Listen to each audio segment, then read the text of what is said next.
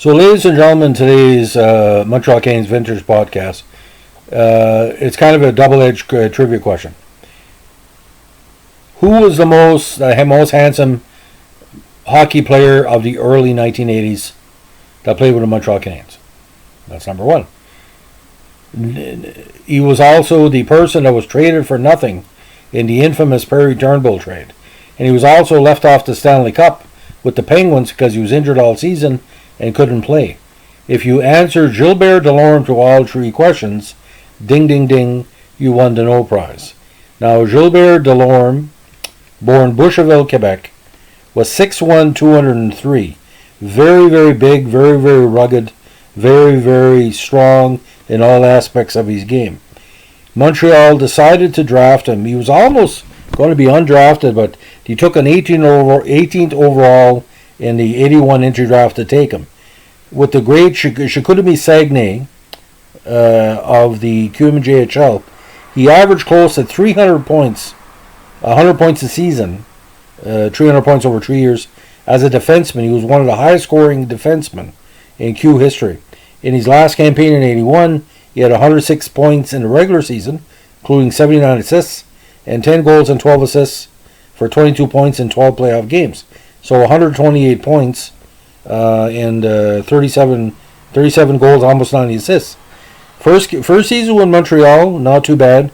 3 goals and 8 assists, learning his trade quite good. Very good plus minus at plus 19. That's what stood out for me. But the problem is the Quebec media was getting on his case a little bit. They felt he wasn't working enough. They wasn't good with the media. Second season, production went up. He had 33 points in 78 games, including 12 goals. Now, 83 was an interesting year. Montreal was getting tired of losing in the first round because back-to-back losses to Edmonton, Quebec, and Buffalo was driving management nuts, and the Quebec media was on their back. Now, 83-84, he only had 2 goals in his first 27 games, and management said, okay, let's dump him. So they decided to send him to St. Louis, ladies and gentlemen, with Puslowski and Wickenheiser, who was their former number 1 overall, for only one player, Perry Turnbull. Gilbert Delorme could have been worked by himself 2 Perry Turnbulls. When he was traded, ladies and gentlemen, he was only friggin' 21 years of age, of all things. 21 years of age. I don't know what Montreal was thinking. Now, with St. Louis, he was 2 seasons with the squad. His offensive totals really went down. He only scored 2 goals over 2 seasons with St. Louis. Now, his offensive production kind of faltered a little bit. 86 and 87, he found himself with the Nordiques and the Red Wings. Again, he wasn't scoring much. Played a number of seasons with the Red Wings. By the time 89-90 came along, he was with the Pittsburgh organization. But because he missed the whole of 91 because of a broken leg suffered in an auto accident during training that season, when Pittsburgh won the Cup, Delorme was left off despite the fact he had a reason. I think you should have put him on the Cup because he was a heavy part of the roster. He would have played a great role with Lemieux in that playoff run.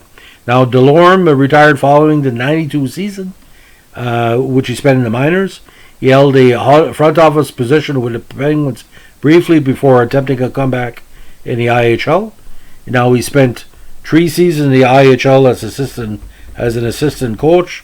He also played roller hockey for the Montreal Roadrunners and the Roller Hockey International League.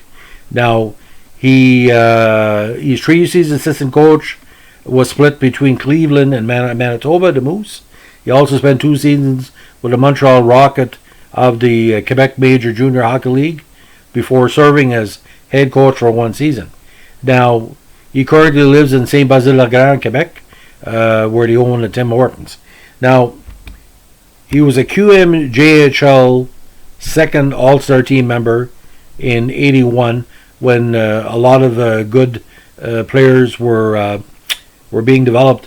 And what really stands out for me, the 81 World Junior team that he played for in Team Canada, he impressed a lot of people. That was a very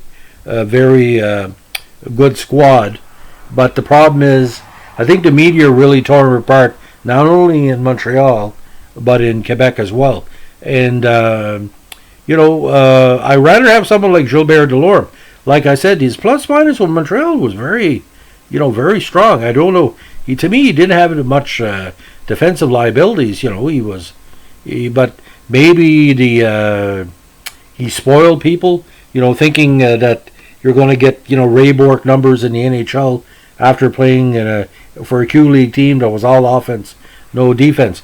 But for a lot of women that grew up in the early 80s, especially teenagers, this guy was a heartthrob in every shape or form. So the women loved him, but the men were jealous. And, only Mary Lemieux, I think, was cuter than Gilbert Delorme. See, I can say this because part of hockey's draw is the personalities and the beauty of the players. You look at Dougie Gilmour, you look at certain players, Guido Fleury's popular, very nice looking.